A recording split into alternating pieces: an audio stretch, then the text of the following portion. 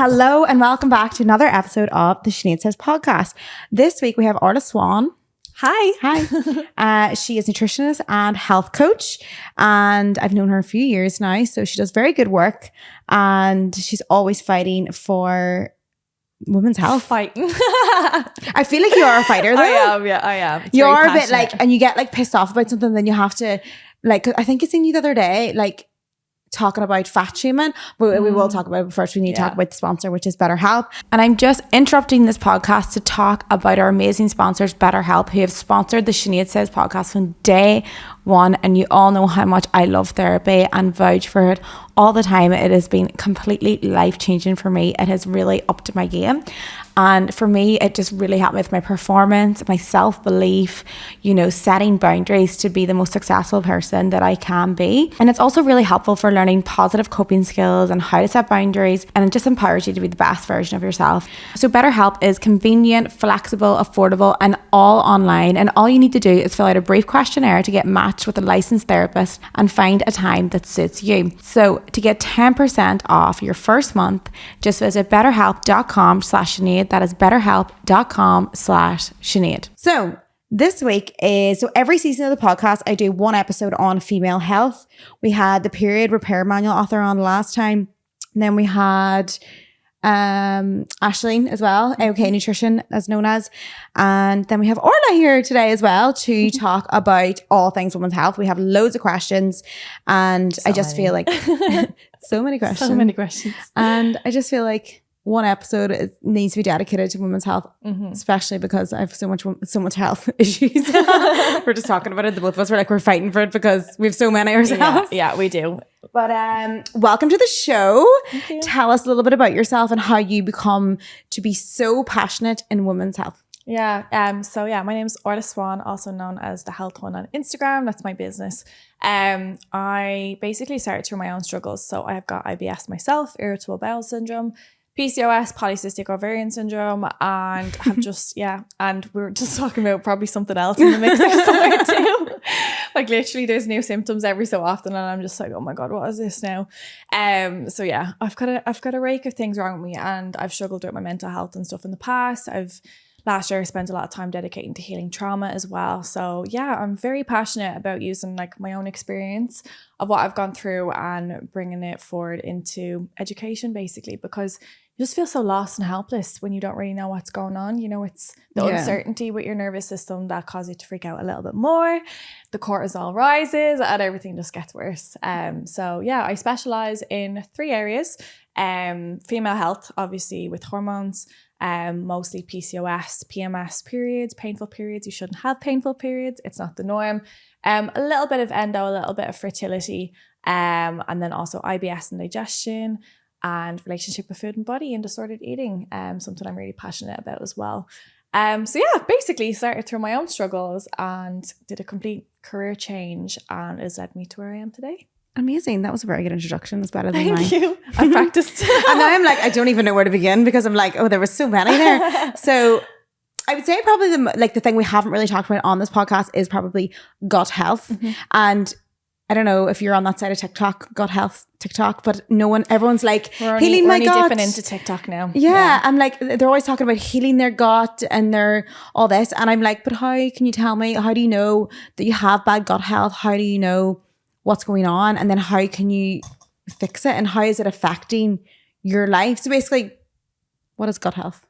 What is gut health? What a loaded question. No, I know. It is a big thing that you'll see on, well, I've seen it mostly on Instagram, but it's on TikTok podcast and it's all about fixing yourself, healing your gut, leaky gut.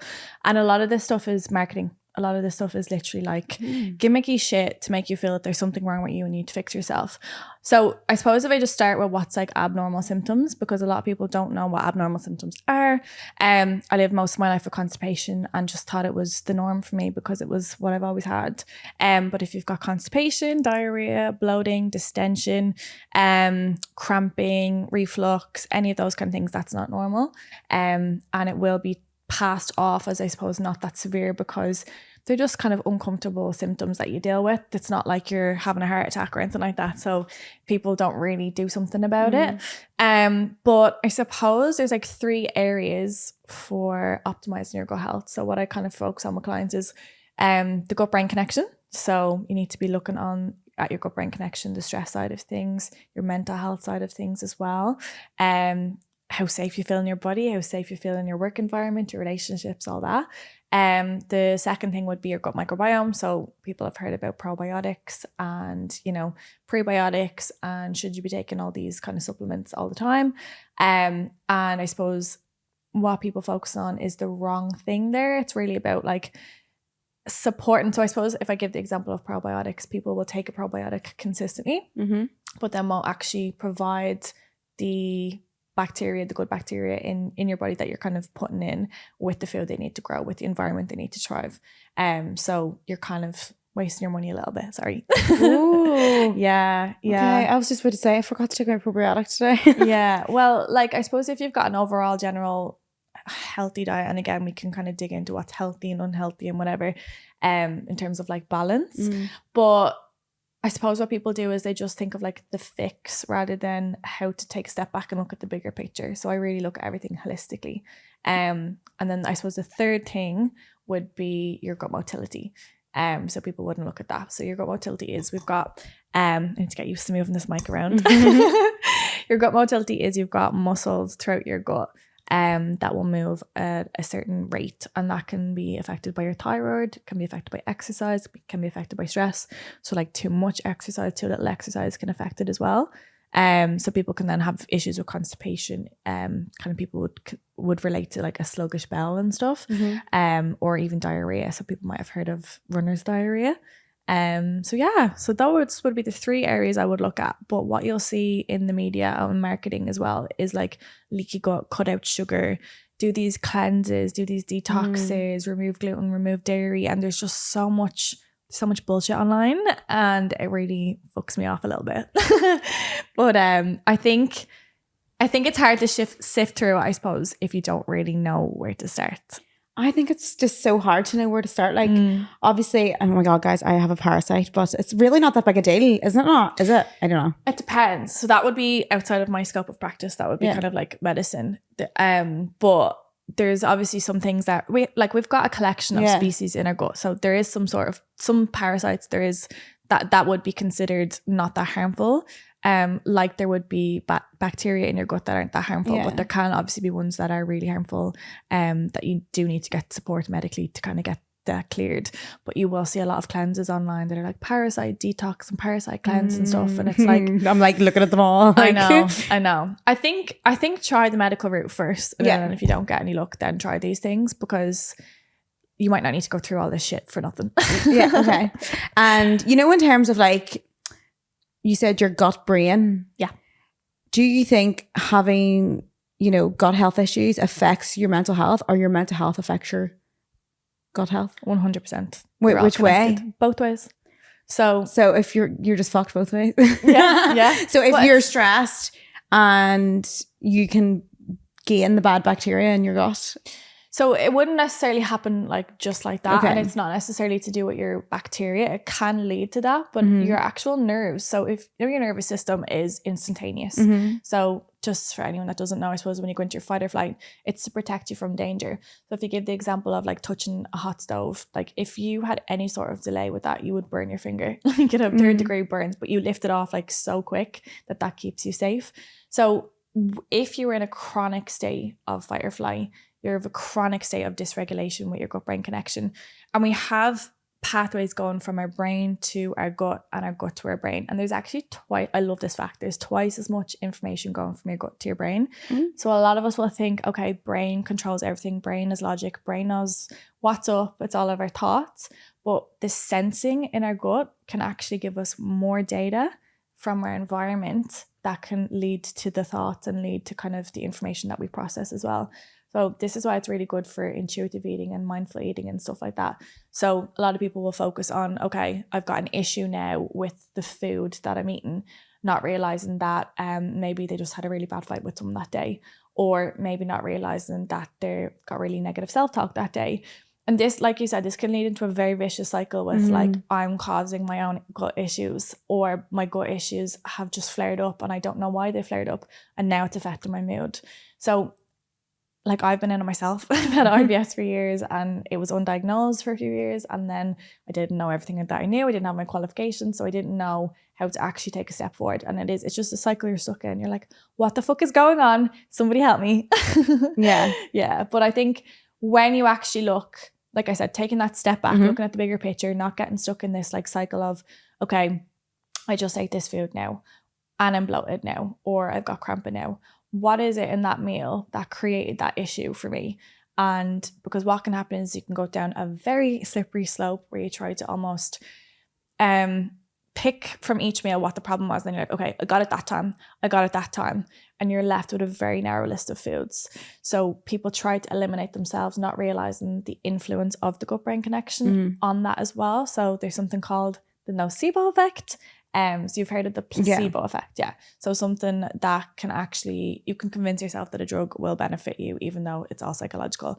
The opposite is true for the nocebo effect, that you can convince yourself so much that something's going to cause you harm, even though there's nothing physiologically, let's say, that can cause you harm. Yeah. So this is where people can literally convince themselves. I've done it as well. Like at one point I thought green beans were the issue. I thought that all carbohydrates were the issue. Like this is where you can get to a place of being so restrictive and so fearful without, if you don't have someone that has that kind of qualification, obviously, but someone on the outside looking in without the emotions attached. Yeah.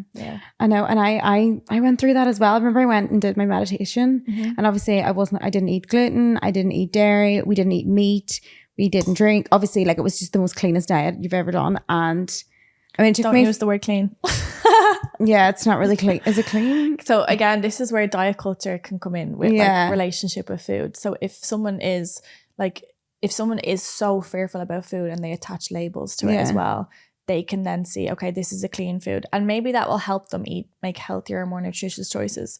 But what happens then in the absence of that clean food is that they feel awful. They feel guilt. So that can add like fuel to the fire as well. Yeah. Sorry, go on. No, I like that you're very passionate about that because I've listened to her stuff about it and it's good. Like I really enjoy whenever you're actually going mad at people. Like I really enjoy it. It's fun. It's really fun. It's my inner dub. Yeah, I love it because like I think like there's like different personality types and there's personality types. I think yours is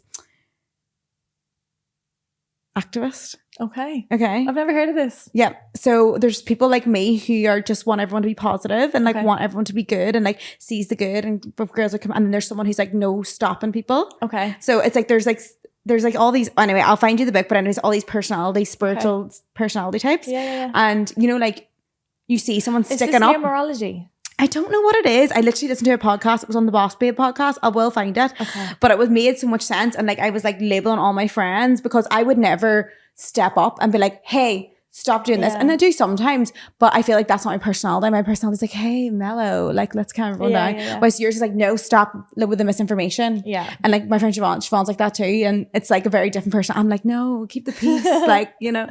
But some things. No, where was I? Okay. Yeah. Where were we now? I'm lost. So we were at the gut. Anyway. You were talking about the yogurt and you were eating clean. Yeah.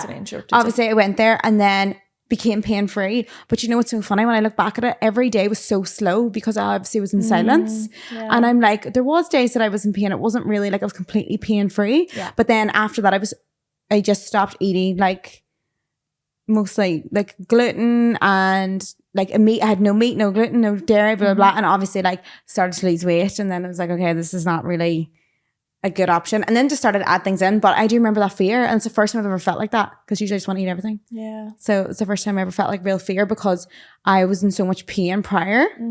It's overwhelming, like. Yeah. And like, sure, God knows what that pain was. I don't even know. But anyway, we're a wee bit better now. We're post-surgery, so we're all good. But well, okay. Since we're on that topic, so quickly to round up gut health. Okay. What can we do to improve our overall gut health? Start with the basics. So like I said, like people want to dive straight into the nutrition, and nutrition is obviously so important, which I'll talk about in a second, but start with your gut-brain connection. Like so many people are like burnt out to fuck. They're feeling like they need to prove themselves. They're afraid to give themselves permission to rest, slow down. the cortisol is pumping through their body. And they don't realize that that's actually influencing their hormones and their gut health as well. So incorporate more meditation, more yoga, more slowing down. Don't jam pack so much into your routine. And if you are so afraid and fearful that this is adding stress to it because you don't know where to start, like contact a nutritionist and start working on it. But like the basics of breathing can really help your gut brain connection. Like if you think about like the nerves that are in your gut and they're like triggered or they're hyperactive, if you can soothe them by coming into your parasympathetic system more often than not, that will help as well.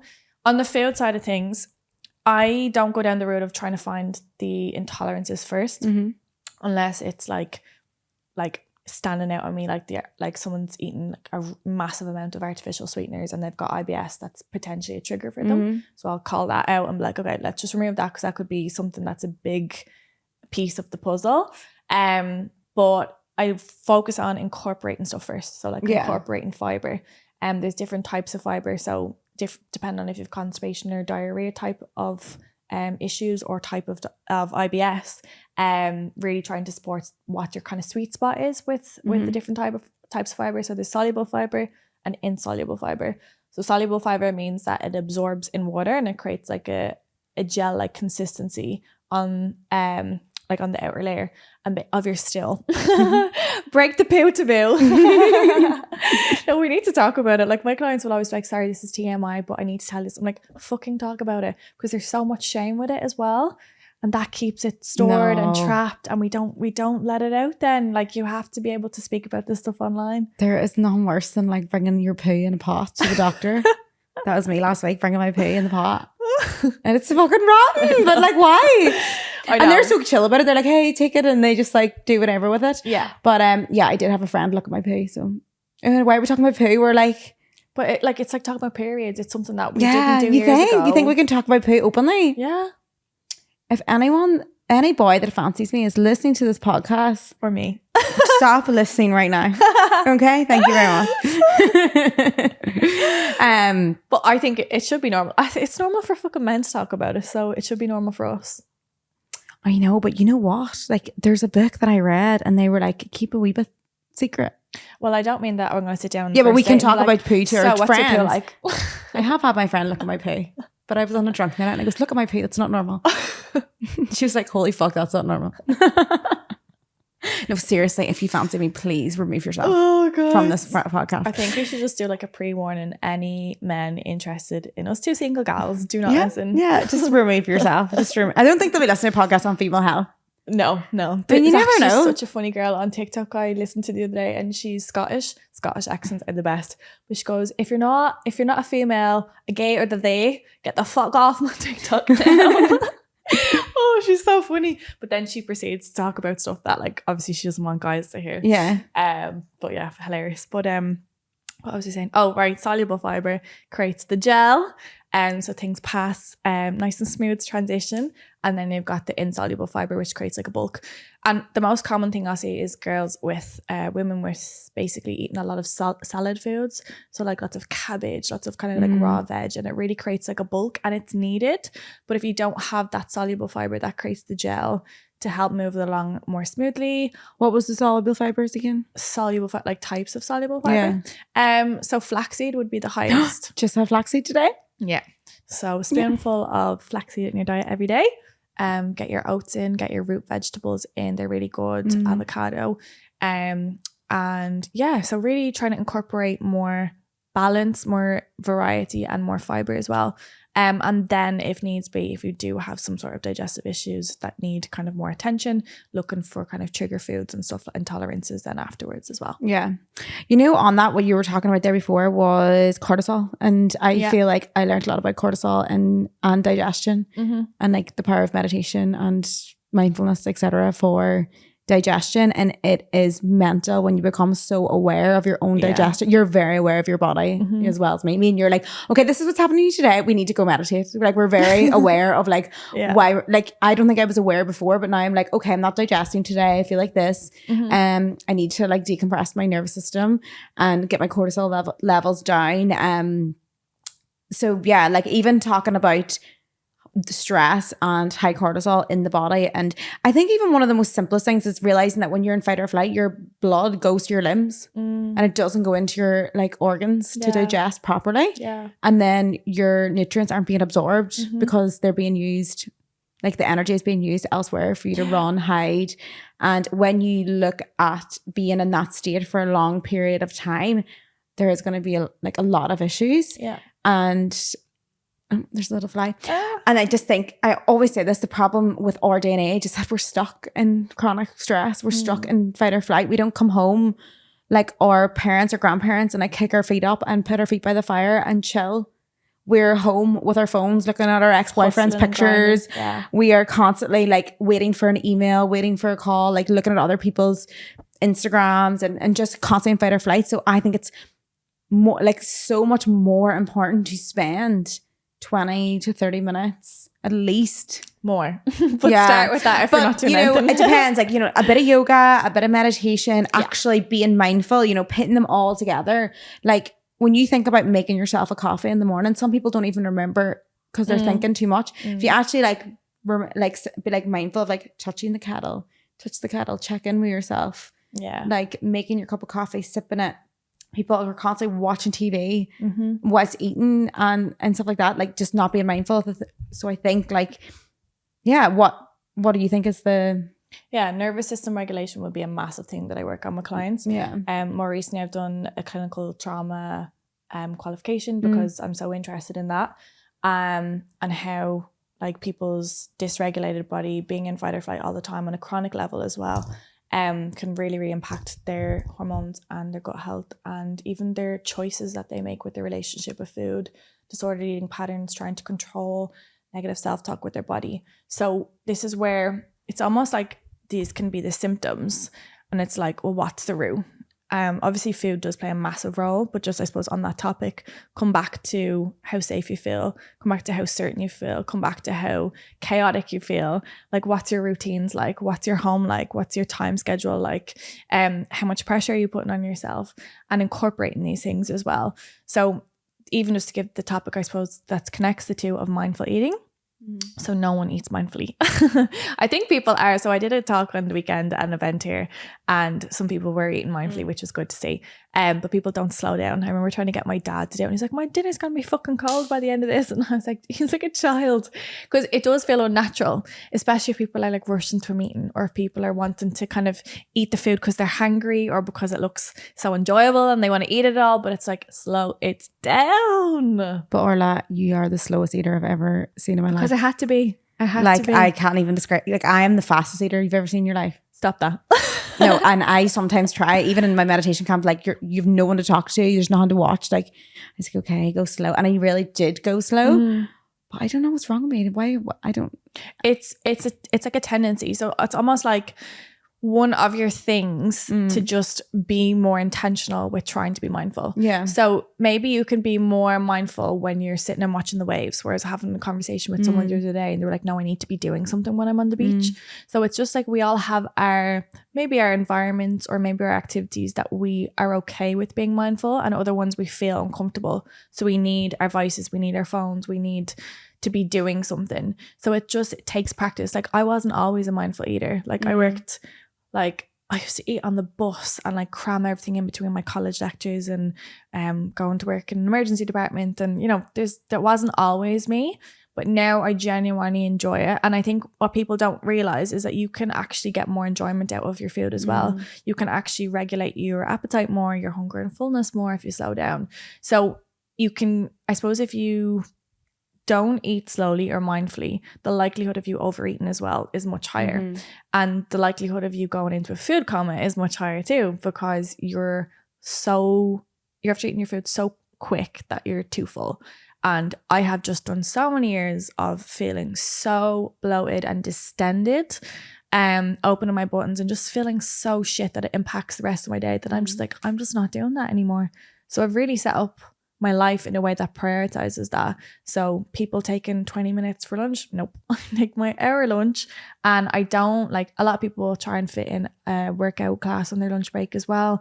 They try to do all these things, and it's like, how do you feel right now? If you actually check in with your body and you're trying to fit in this, that and the other, How do you actually feel? I feel chaotic. Aren't you meant to be taking a break? Aren't you meant to be taking a break from your work day? And they're like, well, I want to fit everything in. So it's just like reassessing and prioritizing, I suppose. Love that. And she does eat really slow, and she always takes a takeaway because like you know when you're full because you.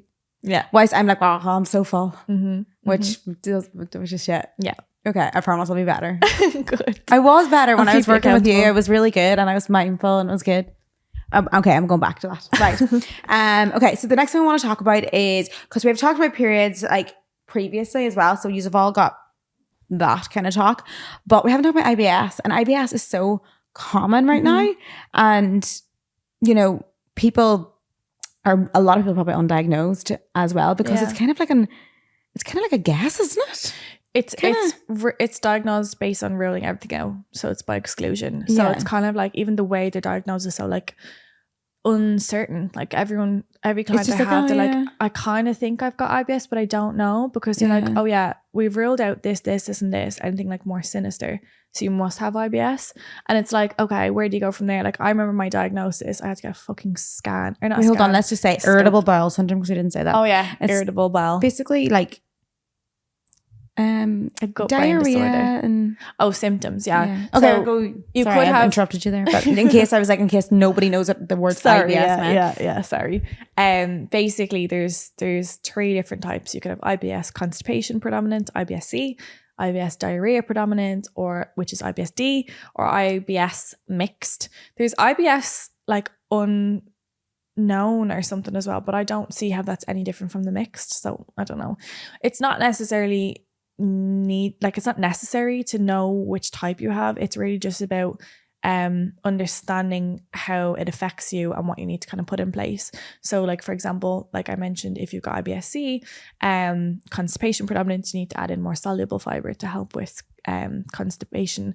But that's only one piece of the puzzle. You need to work on your gut brain connection, you need to work on your relationship with food, you need to work on the gut microbiome. So it can be complex. There can be a lot of complex cases, and like there could be clients I've seen that have had histories of eating disorder and like laxative abuse and stuff like that. So, and I suppose chronic dieting can be something that influences it as well. If your thyroid isn't being supported, that can lower the amount of energy that's in circulation to support the gut motility. So there can be complex cases, but some cases it can be 1 or 2 things, very basic things that can really, really make a massive impact on the quality of life. I suppose one of the questions I want to mention, someone asked about like having chronic illness and get into a relationship, and it's something people don't talk about, like the body shame and the kind of embarrassment, and like if you have a lot of flatulence. Like I always remember I used to die when I had a lot of flatulence, because farting, by the way. I was like, what?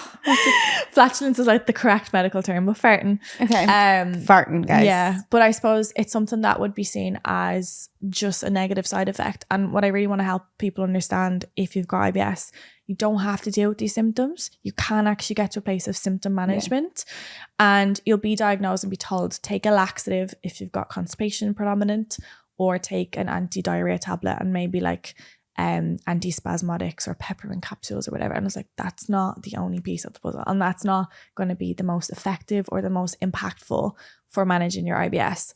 It doesn't have a cure, so it is unfortunately something you have to live with for the rest of your life, but it doesn't have to be shit. Pun intended. Yeah. And you know, it's really important, like having a wee bit of a diagnosis. Like I think, you know, people are like, how do you feel after your diagnosis? And I just feel like I can't believe how much relief it gave me to actually start a pain management plan. Yeah. And I was saying that in my first podcast there of the season, just like, if you've just been diagnosed or you think you have it, like there actually is so much hope. Yeah. Because when you have the education or you're with someone, like I'm with dietitians, doctors, you know, neuropaths, there's all these options of different types of pain management, and even things like regulating your nervous system and all these things really, really, really help. And your flare-ups you start to understand when your flare-ups are, and you start to become really aware. You can have a symptom journal. Yeah. Do you do symptom journals as well, or? I don't find they're necessary, to be honest, because like I said, my model of coaching is really about the inclusion first, and then we look at stuff. Like I just feel like, I don't want to go bashing people here, but the traditional way of doing it is the FODMAP diet. Well, I do want to actually talk about this because the FODMAP diet is something that you'll be told to go on straight away. And it's something that can be like, I should be screening people for eating disorders as well. And it's not done. Basically, a doctor will just go, off you go, here's the FODMAP diet, go do it. And it should be done in a way that it's like I mentioned earlier on about the nocebo effect. So that you're working with someone, so they're actually being able to be your eyes. So you're not attaching emotions or this fear isn't involved. It should be done in a controlled way where you're like doing removal first, adding stuff in bit by bit with the nutritionist looking at it. And then at the end, you should be left with knowing your tolerances or intolerances, sorry. And it should be lower FODMAP, not no FODMAP. So this is like the misconception as well. So I don't really do symptom journals. I'll be able to monitor that in check-ins each week anyway. So it's not really necessary. And like I said, I think it's better that I'm the eyes versus them trying to do it themselves just because of the gut-brain connection and how heightened it can be. Yeah. And then, you know, as I said as well, knowing all this, having the information, and there's people out there like dietitians, nutritionists, like health coaches, everything to help people with this. And you can, like, you have PCOS and IBS. Yeah. So, and you kind of know yourself enough now to know when it comes, when it doesn't come, how to get rid of it, and et cetera, et cetera. And I'm kind of the same. Like if I'm getting a flare up, sometimes I kind of know when it's coming, especially like around different times of my period now. I'm very aware. But also in terms of that question, someone did ask about, you know, how to enter a relationship with a chronic illness. And it is something that, because I was saying to you, I was like, oh, it's really shit when you have to like, because I even remember being in like my previous relationship and being like I hate that he has to struggle with this. I felt this overwhelming feeling of guilt, even though he was like very supportive and everything's fine. But like, obviously I was like, oh, I can't give him my best. I don't feel like I'm a good girlfriend sometimes because I'm like, I have to leave dinner early, or like I couldn't have sex or things like that. And it's weird because there was never any like, but you do feel like that when you go into it. But then I always think if it was me and they were coming at me with whatever I would be like so accepting and be like, anything to help you. To be nothing what do you but need? Love. Yeah. So I kind of think like if you turn it around that way and look at it from someone else's perspective, like if you were with someone, you're in love with them, you're mad about them, and they tell you like from time to time, you know, these things happen, I'm in pain, I need a bit more support. You do exactly that. You give them support. Yeah, I think that's the element of shame. Yeah. So like what I was saying, if you kind of keep your symptoms to yourself, you kind of struggle in silence, which you don't have to do, by the way. If people do that, that almost creates, it's like the elephant in the room.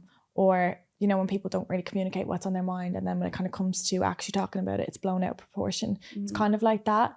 And understanding that, like you used the word burden earlier on, and like that can be how it feels. Because I remember I was really struggling the first few months of Bali because I had unhealed trauma. And I remember being in like group situations and I was just like shutting down, like no energy, I was absolutely floored. And I just remember like just turning it on myself and just being like, oh my God, people are going to think I'm not talking or I'm not like making any effort or whatever. And it's just like, nobody actually thinks that. And if I actually had just voiced at that time what was going on with me, like that would have just created no issue, because obviously your friends or the people you care about or people in a relationship with you, like you said, they want to support you. They don't care. Yeah. They want you to feel good. But if you keep that in yourself and not be kind of open and honest, it's open communication with anything really. Yeah. That's what's going to help you move forward together.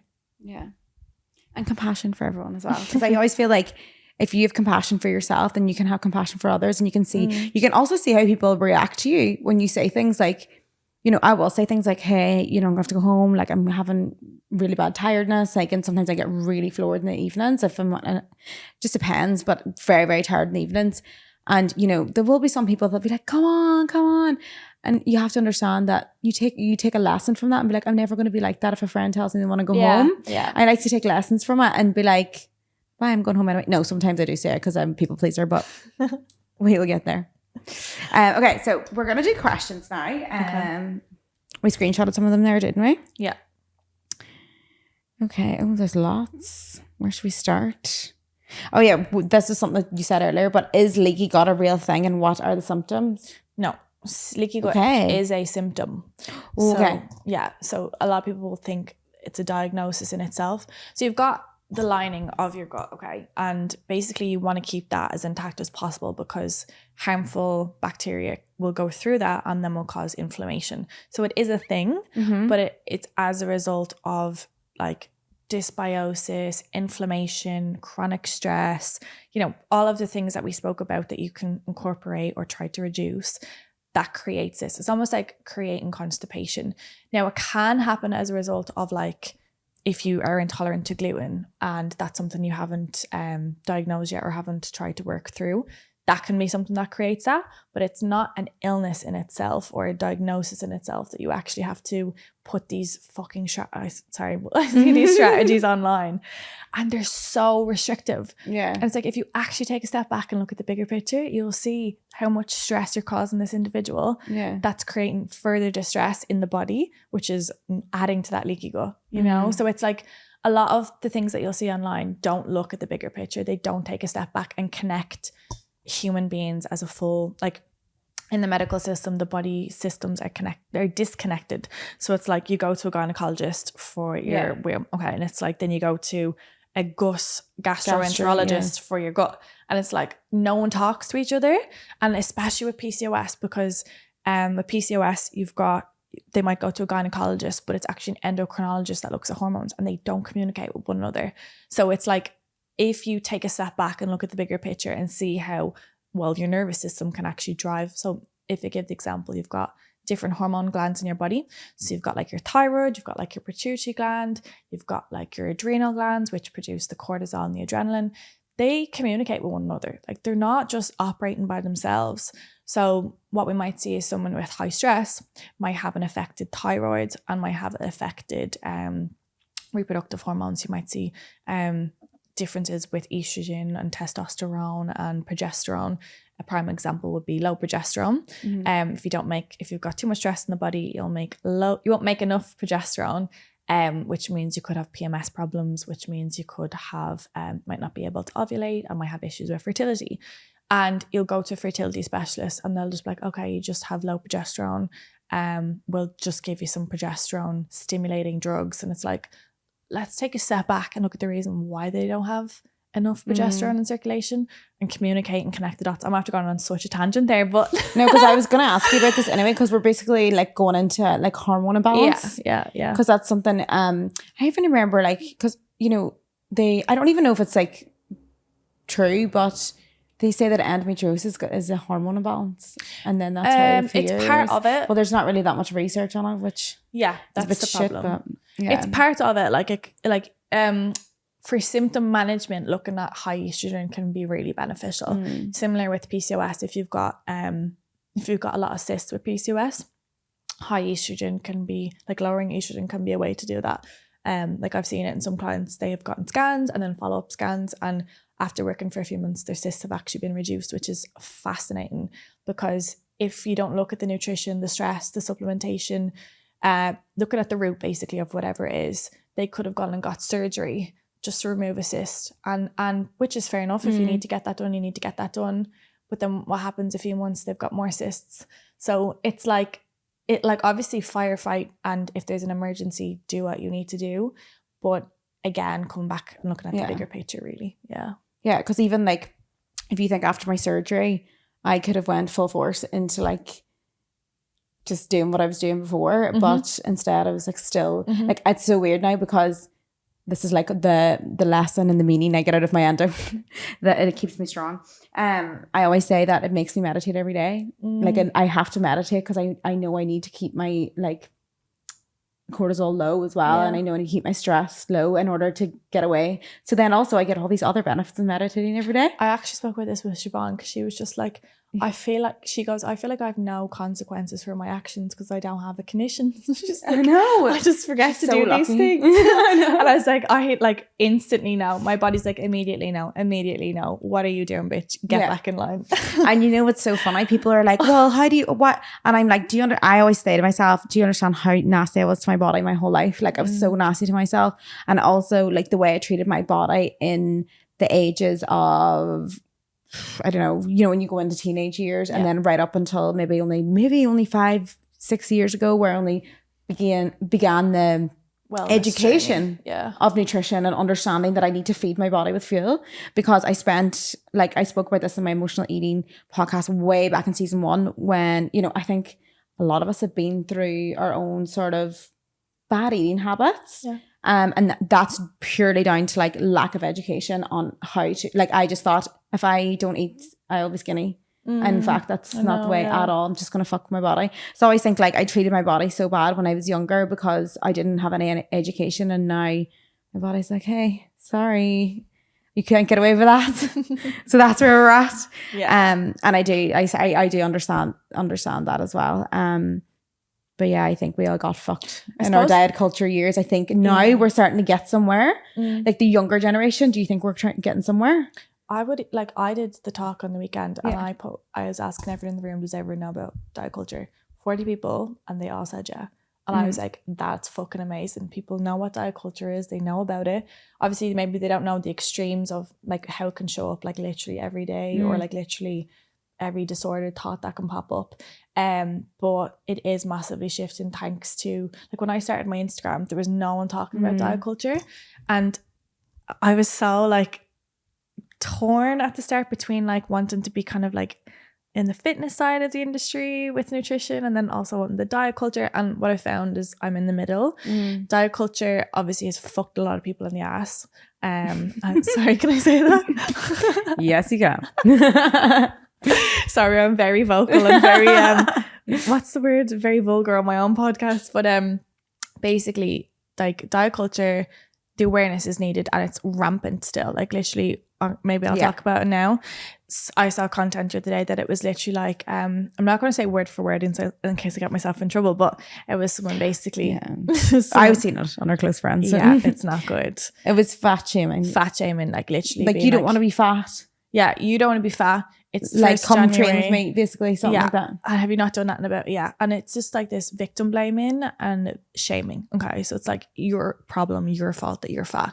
It's like, how the fuck is that meant to help someone? How the fuck is that meant to empower someone and help them feel better? It just doesn't. It's like basically old-fashioned sleazy marketing. And that's what diet culture is. Diet culture is a system that's set up to profit off women and make them think that there's something wrong with them, their insecurities, and sell them this hope that they're going to be fixed after this diet or this product or this fucking detox day. And it's like, that doesn't work that way. So I've obviously come the opposite way and been like, given anti-diet and body positivity a kind of an insight and maybe gone completely the opposite way.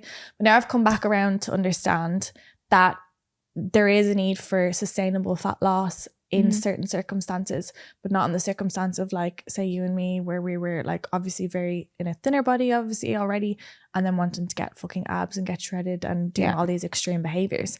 But I think what we need to move towards is the middle ground, and it's about like what's appropriate for an individual. None of these like blanket recommendations that are online, and understanding as well how that can affect your hormones. A lot of fitness coaches now are unqualified, and they will give nutrition advice through the form of like meal plans and stuff, and it'll be typically like copy and paste. They're not personalized. They're literally protein and carbohydrates, removing the fats that are so good for your hormones, gals, like literally so good. And it's just sold as like, well, you just have to eat high protein, you just have to be lean. And it's also like, we've come through a good kind of phase of like people eat carbs again, so that's obviously been beneficial. But then they'll be like, okay, well, you're eating your carbs, but fats are slightly higher in calories, so just get rid of those because you're trying to save calories. And it's like, no, we need balance, we need nutrition, we need to include the stuff that makes us feel good and supports our body as well, especially girls. Yeah, especially girls, because that is something that I remember always missing out, my fats. And it was I remember my Fitness Pals days and just low fats. I just ended up never even. Yeah, me too. Yeah. And now, and it was mad because I even remember, you know, I think I was like working with you and you were like, get your chia seeds and your flax seeds and all that. And I was like, oh, they've got loads of fat. Or like my avocado. It's like, a fear because you're like, and I remember being fear. And it's weird because that was only a few years ago where I felt really fear for eating fats. Yeah. But now that I've at them, I've really incorporated a lot of fats, like good fats, like the flax seeds, avocado and stuff like that. And I've just noticed a massive difference in my energy as well as just anything else. And I'm just like, please don't be scared, because I was so scared that I was going to put on all this weight, blah, blah. If anything, it's so much better. Like my digestion's better when I'm eating like this balanced diet, and everything's just so much better. And like, this is like, people listen to this is probably going to help as well, because we need to get rid of that diet culture. Like we were all stuck in it once. Yeah. It's a phase. The phase is dying out.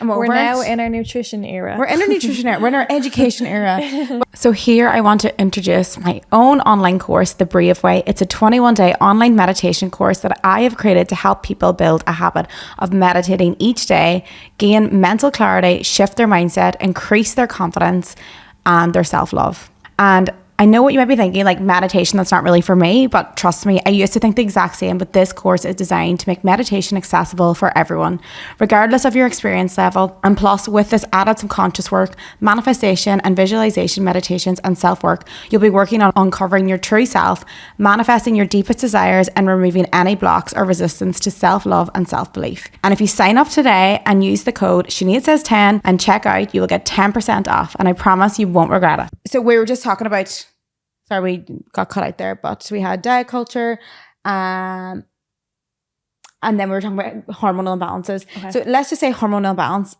How do you know? Now, I have high estrogen and cortisol, and it's, for me, I'm just going to try and guess them, and you're going to tell me. My hair falling out. Okay. Bloating, water retention. I can't remember what else, but you go. That's fine. Yeah. So it can show up differently in different women. Okay, right. Depending on what they're like.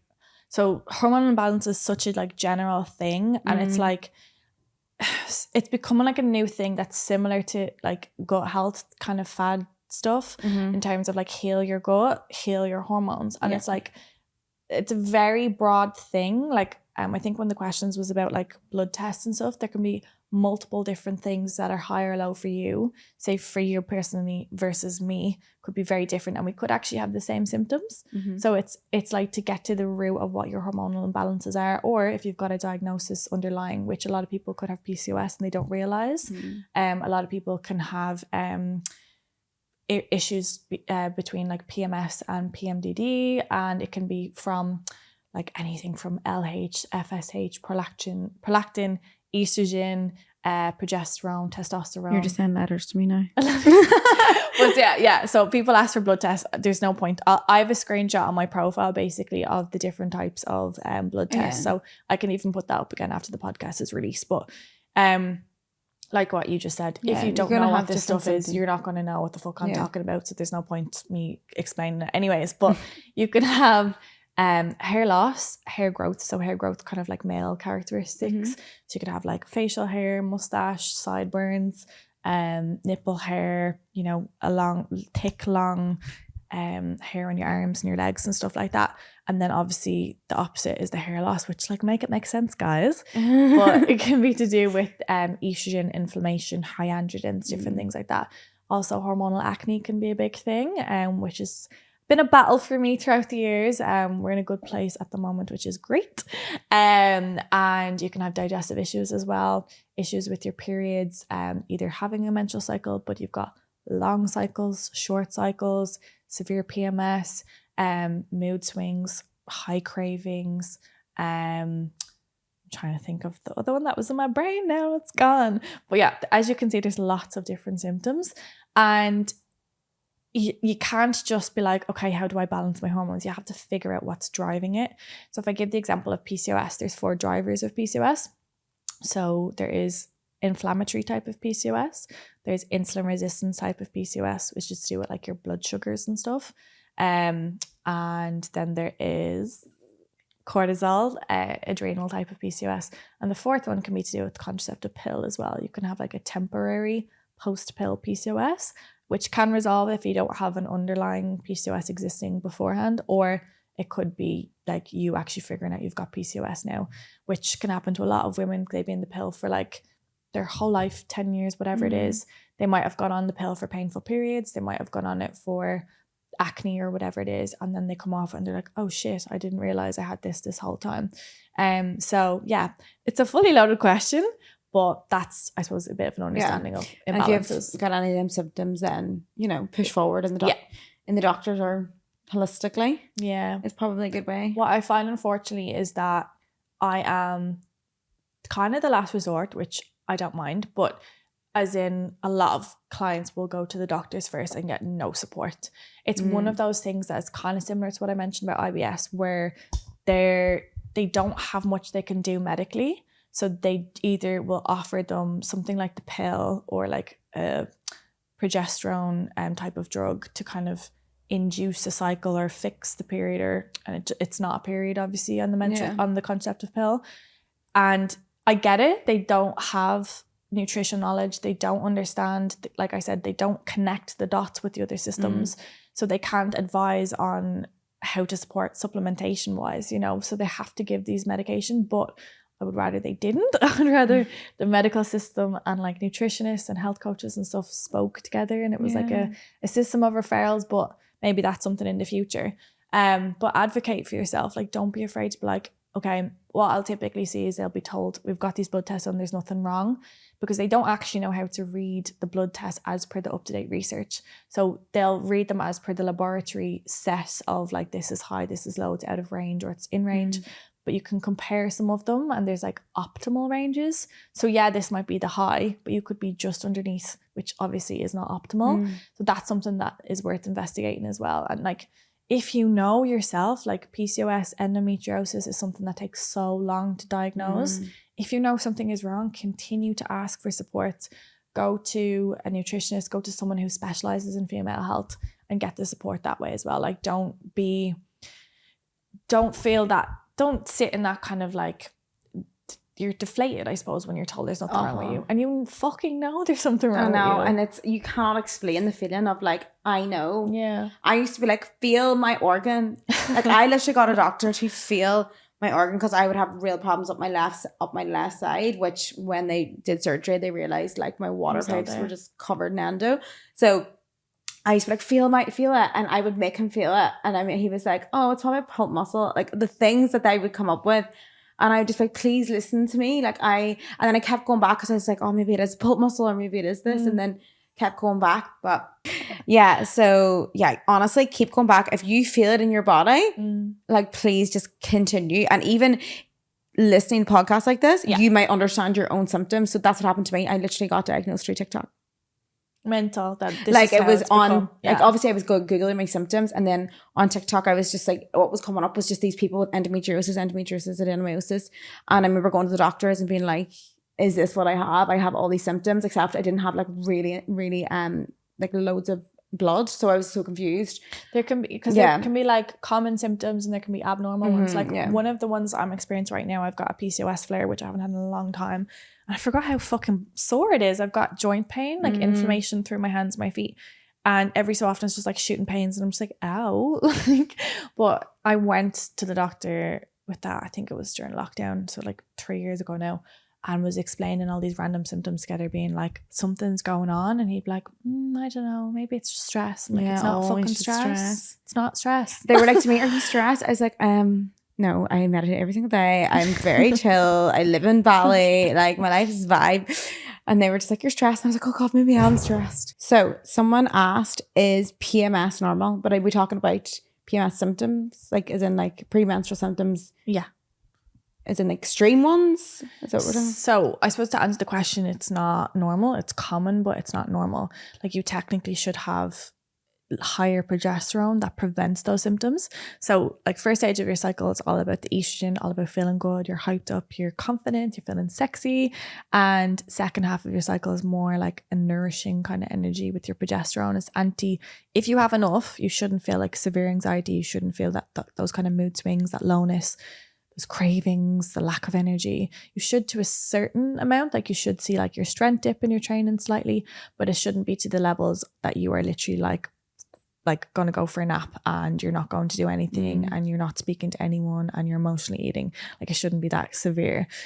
So it's not normal. It should be something worth investigating, basically, if it's something that impacts you quite regularly. And then obviously there's the more extreme, which is PMDD, which is a diagnosis, but is something that's worth looking into in terms of like prolactin levels and stuff like that. So yeah. So PMD is premenstrual deficiency disorder. Yeah. I want to say that was on my list as well. And my gynecologist because I was having really intense PMS.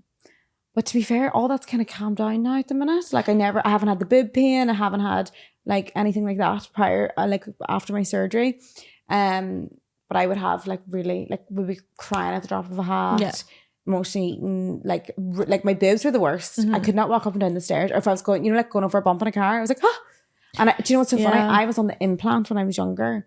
And I went to the doctor about this. This was coming through. Okay. And he gave me the pill on top of my implant. What? Yeah. So I was probably 17. Isn't that mad? I have so many questions, but we won't. I know, yeah. But obviously I was having, like, I probably had the endo and all, and it was being masked, and then it was trying to come through, and then they were like, here's more hormones. Yeah, well, you would have had a high estrogen with the endo, and that creates the low progesterone as well. Yeah. So that worsens it too. So like, again, all these symptoms are just red flags. They're just, well, they may be orange flags as well. They might not be as severe. And again, people might be like, okay, well, I just have painful periods. I just have sore boobs. It's not something I need to look into. And maybe when we're young, we don't really give that much of a fuck. I lost my period for a full 1.5 years and didn't really do anything about it because I was like, well, it's better than being in bed, crippled over, like bleeding through tampons and stuff. Like it was so bad. So, but what happens is then that can affect your quality of life. That can affect like the day-to-day things, your relationships, stuff like that, your energy for work, but can also go on to affect your fertility. So it's really worth investigating this stuff now. So you're not getting to like panicky last minute. You're going to a fertility clinic and you're having to do IVF. There's so much little things that you can do to support yourself and feel like fucking amazing. Like it's worth that for feeling it in when you're younger as well. Yeah. Love that. Well, anyway, I won't keep you too long. Thank you so much. Now, before we go, please tell us where we can find you and, you know, what you're up to at the minute. Have you got any workshops or etc.? Yeah, well, I've just moved to Sydney, which is very exciting. We just did our first workshop in Bondi, Can Cope on Bondi Beach. Such a vibe. It was amazing. So yeah, we'll definitely be doing more of those. We'll be doing women's circles. But mainly I do my nutrition coaching. So I do nutrition coaching on a 1-to-1 basis. I do consultations as well. You can find more information on www.thehealthhun.com. I've got my own podcast and most of the action happens over on Instagram. So at the Health Hun. And yeah, you'll find me talking more shit over there and educating as well. Yeah, loads of Skyline.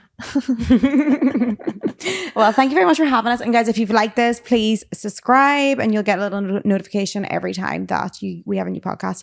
And don't forget to give us a review. And yeah, if you want to just give us your 5-star review, that'd be great. Thanks very much. Thank you. And see you next week. Bye.